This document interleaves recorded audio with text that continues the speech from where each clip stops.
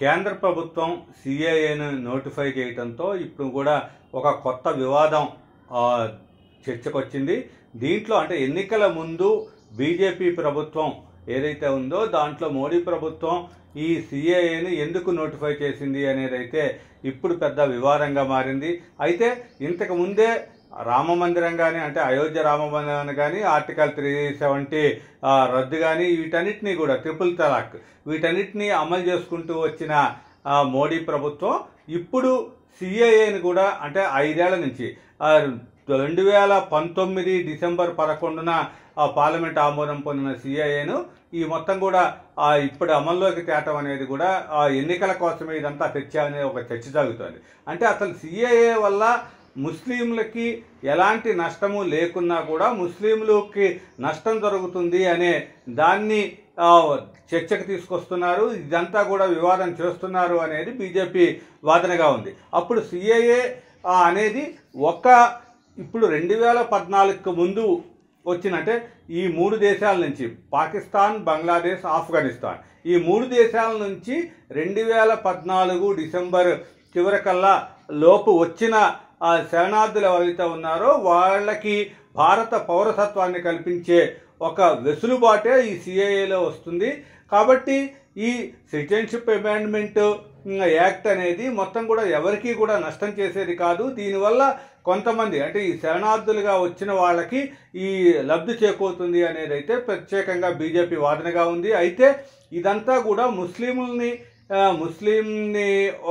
Target చేస్తూ మతపరంగానే దీన్నంతా చేస్తున్నారు. మతపరంగా లేకుండా ముస్లింలను ఎందుకు దాంట్లో కలపట్లేదు అనేది అయితే ఒక పెద్ద క్వశ్చన్గా మిగతా వాళ్ళు అంటే కాంగ్రెస్ కానీ లెఫ్ట్ పార్టీస్ కానీ మిగతా పార్టీలన్నీ కూడా ప్రత్యేకంగా ప్రస్తావించేది ఈ మొత్తం ముస్లింల యొక్క సమస్యని అంటే ముస్లిం శరణార్థులను కూడా దీంట్లో అంటే రోహింగ్యాలు ప్రత్యేకంగా వస్తారు. బంగ్లాదేశ్ నుంచి వచ్చిన రోహింగ్యాలు కానీ మిగతా ముస్లిమ్స్ కానీ వీళ్ళంతా కూడా దీని పరిధిలోకి రారు. కాబట్టి వాళ్ళని కూడా ఎందుకు తీసుకోవటం లేదు అనే ఒక పెద్ద ప్రశ్న అయితే దీంట్లో వస్తుంది. అయితే దానికి బీజేపీ నేతలు కానీ కేంద్ర హోంమంత్రి అమిత్ షా కానీ ఇది ఒక చక్కటి విశ్లేషణ ఇవ్వటం జరిగింది. ఎందుకంటే ఆ 3 దేశాలు ఏవైతే ఈ సిఏఏ పరిధిలోకి తీసుకున్న దేశాలు ఏవైతే ఉన్నాయో అవి పాకిస్తాన్, ఆఫ్ఘనిస్తాన్, తరువాత బంగ్లాదేశ్ ఈ 3 కూడా ముస్లిం కంట్రీస్. కాబట్టి ముస్లింలు అధికంగా ఉండే అక్కడ మెజారిటీ పీపుల్గా ఉండేవాళ్ళు ఇక్కడికి రావటం ఏంటి, వాళ్ళని తీసుకున్నట్టయితే వాళ్ళని భారత పౌరసత్వం కల్పించినట్లయితే వాళ్ళు మెజారిటీగా వాళ్ళు సగం మంది అక్కడున్న పరిస్థితుల ఆధారంగా సగం మంది ఇక్కడికే వచ్చేస్తారు అనే ఒక ఉదాహరణ అయితే వాళ్ళు చెప్పడం జరిగింది. भाजपा सरकार बनाई थी, आसाम की सरहदों से परिंदा भी पैर नहीं मार सकता। और बंगाल में सोशल मीडिया पर कोई रख रहा है कि अगर घुसपैठ कर आए हो और आधार कार्ड चाहिए, वोटर कार्ड चाहिए तो इस नंबर पर संपर्क करिए। बंगाल पुलिस चुप। मुझे बताओ भाइयों बहनों, जिस राज्य ఏదేమైనా సరే ఇక్కడ సిఏఏ వల్ల మొత్తం ఎవరికి కూడా నష్టం లేదు అనేది అయితే చెప్తున్నారు. అయితే ఇక్కడ ప్రధానంగా పార్టీలు వ్యతిరేకించారు. అంటే ఈశాన్య రాష్ట్రాలు కానీ ప్రధానంగా పశ్చిమ బెంగాల్లో ఈ ఎఫెక్ట్ ప్రధానంగా ఉంటుంది. ఈ ఓటు బ్యాంక్ అంటే పశ్చిమ బెంగాల్లో ఉన్న ఓటు బ్యాంకుని ఆధారం చేసుకొని అక్కడ లబ్ధి పొందటానికే బీజేపీ ఈ చట్టాన్ని ఇప్పుడు ఇంప్లిమెంట్కి తీసుకొచ్చింది అనే వాదన కూడా అవుతుంది.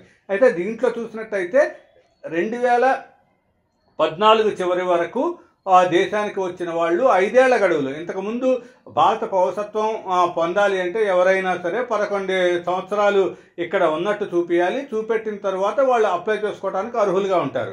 కాబట్టి ఇప్పుడు దీన్ని ఒక 5 ఏళ్లకే కుదించడం ద్వారా వీళ్ళందరినీ కూడా ఒక ఓటు బ్యాంక్ మతపరమైన ఓటు బ్యాంక్ రాజకీయం చేస్తుంది బీజేపీ. తరువాత ఇది రాజ్యాంగానికి అంటే మతపరంగా జనాభాని లెక్కలోకి తీసుకోవటం, భారత పౌరులుగా వాళ్ళని స్వీకరించటం అనేది ఇది మతపరంగా చెల్లదు, మతపరంగా వస్తుంది. కాబట్టి దీన్ని రాజ్యాంగపరంగా చెల్లదు అనేది అయితే ఇక్కడ ప్రధానమైన చర్చ వస్తుంది. దీని మీద 2019లోనే పూర్తి స్థాయిలో నిరసనలు జరిగాయి. ఈ సిఏఏ వల్ల మొత్తం కూడా ఈ రాజ్యాంగాన్ని వ్యతిరేకించడమే అనేది అయితే విపక్షాలు ప్రధానంగా చేస్తున్న వాదన. ఇక్కడ కేరళలో కూడా దీన్ని ఇంప్లిమెంట్ చేసేది లేదు అనేది అయితే స్పష్టంగా కేరళ ప్రభుత్వం చెప్పడం జరిగింది. అంటే మళ్ళీ పశ్చిమ బెంగాల్లో కూడా మమతా బెనర్జీ అమలు చేసే పరిస్థితి ఉండదు. తరువాత ఇటు తమిళనాడులో కూడా దీన్ని అమలు చేయకూడదు అనేది అయితే అక్కడ పార్టీలు ప్రధానంగా డిమాండ్ చేస్తున్నాయి. ఈ నేపథ్యంలో ఇక్కడ అటు నుంచి అటు ఢిల్లీలో కూడా ఆప్ అంటే ముఖ్యమంత్రి కేజ్రీవాల్ కూడా దానికి వ్యతిరేకంగా వ్యవహరిస్తున్నారు. కాబట్టి ఈ మొత్తం నేపథ్యంలో బీజేపీకి ఎలాంటి లబ్ధి చేకూరుతుంది అనేది అయితే ఒక చర్చ వస్తుంది. అయితే దీంట్లో ప్రధానంగా ఇప్పటికీ మొత్తం కూడా ఒక 30,000 మంది పైగానే దీంట్లో ఒక అప్లై చేసుకున్నారు అనేది అయితే హోంశాఖ చెప్తున్న లెక్కలు ఇప్పటిదాకా. కాబట్టి వీటన్నిటిలో కూడా బీజేపీకి ఒక చేకూరే లబ్ధి కన్నా విపక్షాలు చేసే గొడవే ఇక్కడ ఎక్కువగా కనిపిస్తుంది అనేది అయితే క్లారిటీగా కనిపిస్తుంది. దీంట్లో అయితే బీజేపీ పరంగా చెప్పేదాంట్లో అంటే ఒక ముస్లింలని తీసుకోవటం లేదు. అలా అనుకుంటే ఈ శ్రీలంక నుంచి వచ్చిన శరణార్థులను కానీ వీళ్ళని ఎందుకు తీసుకోవట్లేదు, బర్మా నుంచి వచ్చిన వాళ్ళని తీసుకోవట్లేదు, వీటన్నిటిని కూడా దాంట్లో ఎందుకు కలపటం లేదు అనే లెక్కలను కూడా తమిళ పార్టీలు కానీ వీళ్ళంతా కూడా అడగటం జరుగుతుంది. కాబట్టి వీటన్నిటిని కూడా తీసుకుంటే అంటే శ్రీలంకని వీళ్ళంతా కూడా మతపరంగా హింసకి గురై ఇక్కడికి వచ్చిన వాళ్ళు కాదు. కాబట్టి అదంతా జాతి వివక్ష అనే దాన్ని కూడా కేంద్ర ప్రభుత్వం చెప్పడం జరుగుతుంది. అదీ కాక శ్రీలంక నుంచి శరణార్థులుగా వచ్చిన తమిళుల్ని ఇంతకు ముందే అంటే 1964-2008 మధ్య మొత్తం కూడా 4,61,000 మందికి పైగా కూడా శ్రీలంక శరణార్థుల్ని ఇక్కడ భారత పౌరసత్వం కల్పించడం జరిగింది. ఇక్కడికి అంటే తమిళనాడుకి వచ్చేసారు, వాళ్ళకి కూడా భారత పౌరసత్వం కల్పించడం జరిగింది. అయితే ఇదంతా కూడా చూస్తున్నట్లయితే ఇప్పుడు ఈ మొత్తం వ్యవహారంలో ఎన్నికల ముందు దీన్ని మొత్తం కంప్లీట్గా అంటే ఎప్పటి నుంచో వీళ్ళు చెప్తున్నా సరే 4 సంవత్సరాల క్రితమే పార్లమెంటులో బిల్ పాస్ అయినా దాన్ని ఇంత మటుకు ఎందుకు జాప్యం చేశారు ఇదంతా అనేది అయితే పెద్ద చర్చనీయాంశం అవుతుంది.